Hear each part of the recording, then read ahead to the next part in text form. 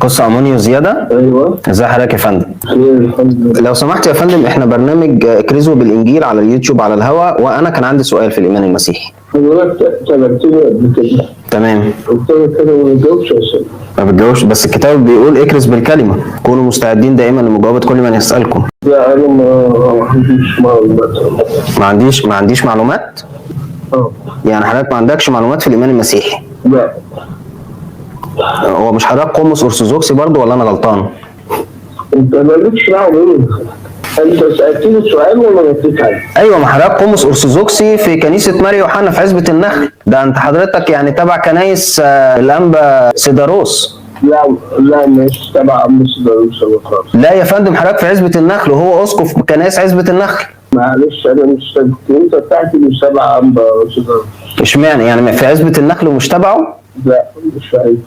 طيب يا فندم، دلوقتي الكتاب بيقول كونوا مستعدين دائما لمجاوبه كل من يسالكم. لا انا مش مستعد. بس الكتاب بيقول لك كون مستعد دائما. الكتاب بيقول لي انت مالك امال انت هتحاسبني؟ لا انا مش هحاسبك، بس انا بس بفكرك. طب خلاص.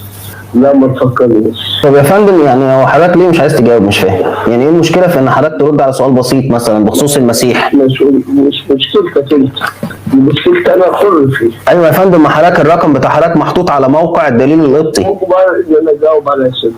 امال الرقم محطوط ليه طيب على موقع الدليل القبطي؟ مش طبيعي ان انا اسال حضرتك؟ ما تعتبره مش موجود. لا هو موجود اهو، الرابط قدامي.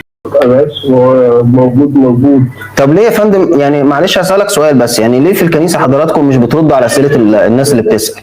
بعدين حضرتك يعني حضرتك متخصص لاهوت ومش عايز ترد على السؤال في اللاهوت؟ خلاص هيسيب الاتصال.